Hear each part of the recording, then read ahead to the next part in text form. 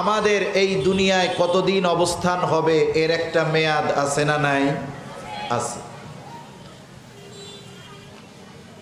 আমি আপনি যখন মাতৃগর্ভে ছিলাম তখনই আমার আপনার মেয়াদ কতদিন লেখা হয়ে গেছে, কিন্তু বোতলের গায়ের মেয়াদটা দেখা যায়, কিন্তু আমার আপনার হায়াতের মেয়াদ কতদিন এটা জানা যায় না।